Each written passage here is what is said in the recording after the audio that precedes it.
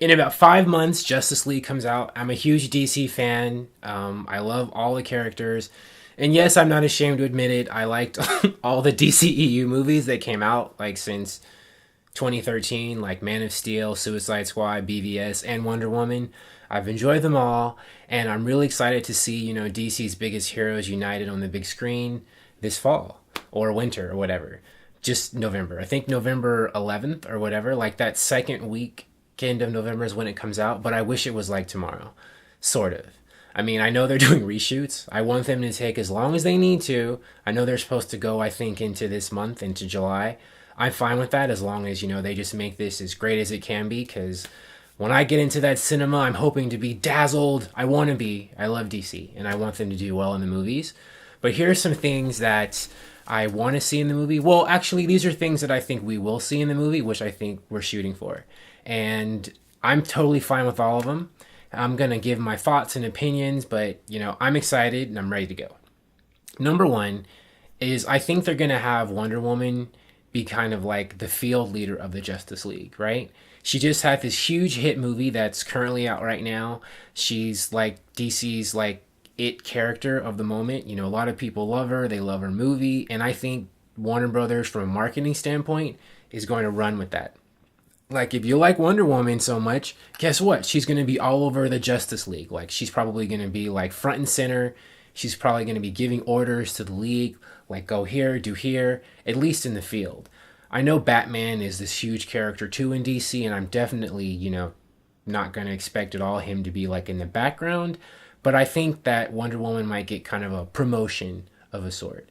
And it does make sense if she's going to be the leader of the Justice League, because with the timeline and history that's been set up in the DC cinematic universe, she's like the oldest and most experienced superhero.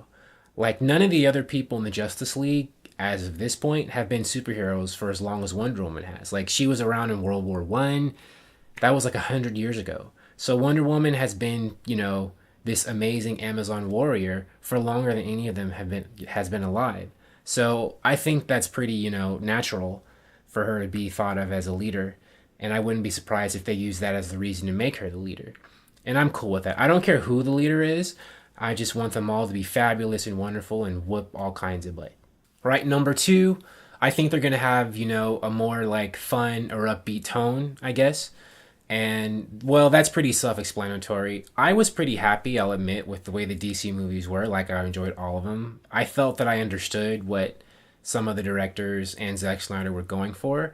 Even though it was divisive, I was fine. But one of the criticisms is that, the DC movies have been, like too dark. And I think with this movie, they're going to rectify that. Or at least put more hopefulness into it. More sunny, rosy, upbeat kind of stuff.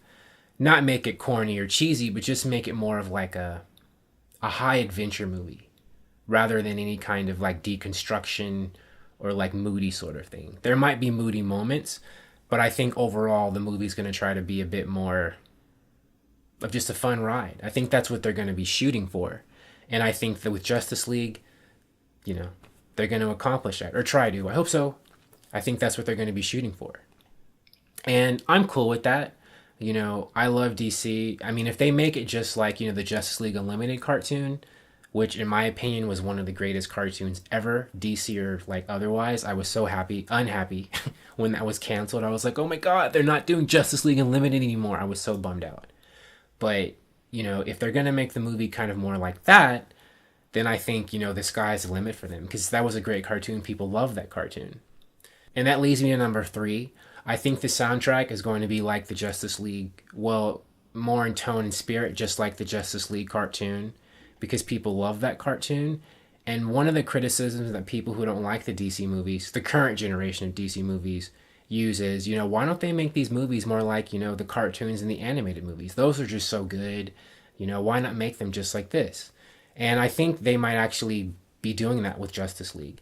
Because if you look at the new like DC character intro that they debuted with Wonder Woman, it was just like the cartoon. It was with all the characters and, CG with like this silhouette. Well, they were kind of in shadow, laid out in a lineup, doing dynamic poses and things like that, which is just how the cartoon was when it opened. And so I think the spirit of that is going to be in this soundtrack.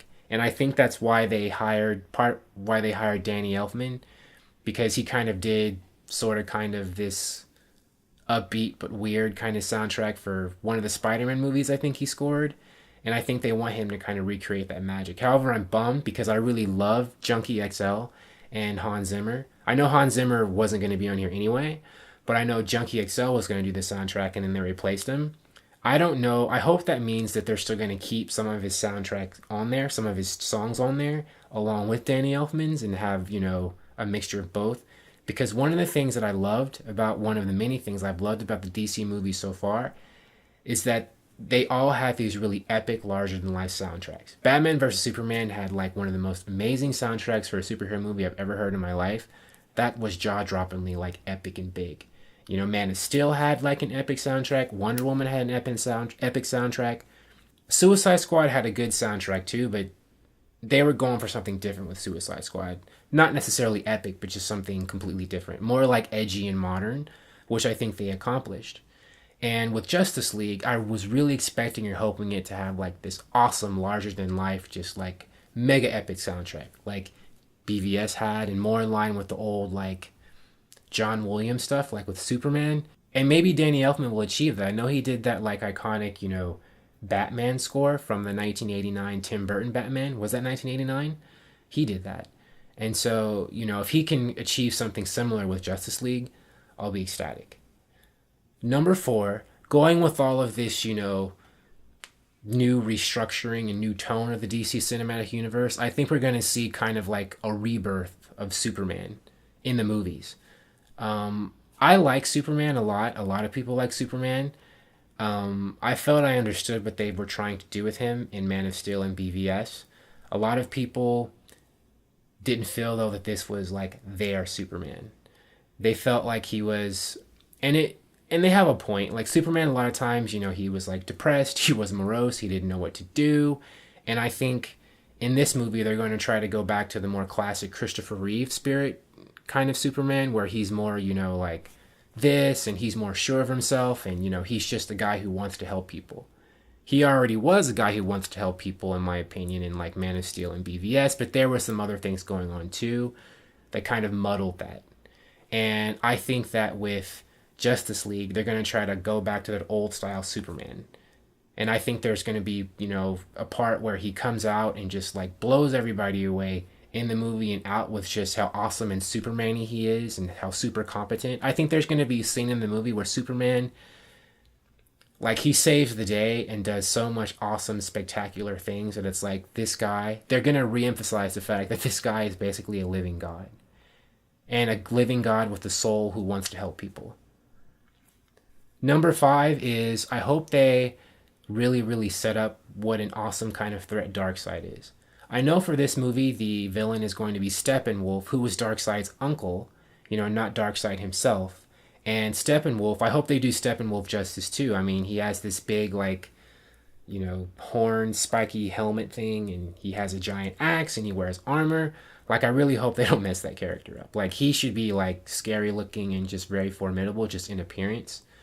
But he's like a sub-boss where Darkseid is the main boss. And Darkseid needs to be, if they show him, or if you just hear his voice or whatever, he needs to be like this titanic force of just like badassery. And they may not be able to show that in Justice League, because, Justice League, at least part 1, is a setup to, I think, the sequel when they do actually face Darkseid himself. But whatever they do with Darkseid, however they set him up, I hope he's just like this huge titanic threat that's just completely magnificent. Like, if he comes out, unless you're the best of the best, you're probably going to get destroyed. That's the way Darkseid should be on screen. I don't know if that's how they'll do him, but I hope they do. Number 6 is, I think we're going to get, some real good insight into Aquaman and Flash and Cyborg's characters. I know it's going to be tough because they're 3 quasi-new characters in the DC Cinematic Universe. I mean, in the comics, these aren't new characters, but for the movies, they are. We've seen all of them in a little bit before, but this movie is going to really, really, show them, hopefully, in their full glory. And I think that Ezra Miller's Flash and Aquaman, Jason Momoa's Aquaman, are going to have these really great moments and be standout characters, and they're going to be really cool. And with Ray Fisher's Cyborg, I think they're going to do this whole, like, you know, man versus machine, am I human, am I machine sort of thing. And number 7, this is a cheat. If we see this in the movie, you know, I don't know if we will in this movie, but we'll see it in the future. But I really hope that someone down the line, if it came in this movie, I'd be happy, but it probably won't. We finally get the Martian Manhunter. The Martian Manhunter is one of my favorite Justice Leaguers and heroes in general. He's an underdog because of, like, classic DC heroes. He's like the one who doesn't always really get that much love from people, even people who write the comics. And I would love to see him in the Justice League someday. It'd be great if he was there for the Justice League's first mission on screen, but, you know, I don't think we're going to see that. I think we're going to see him maybe in Justice League 2 or some other movie down the line. He's probably a far future kind of character or near future character. I think it'd be great if he was there for the Justice League's first big fight, you know, against Darkseid and stuff. But, you know, he's probably not going to be. But I hope that we get a Martian Manhunter someday, and that he's going to be fabulous. If you like this video and want to see more like it, please subscribe, and you'll see more comic book movie discussion and sci-fi movie discussion awesomeness.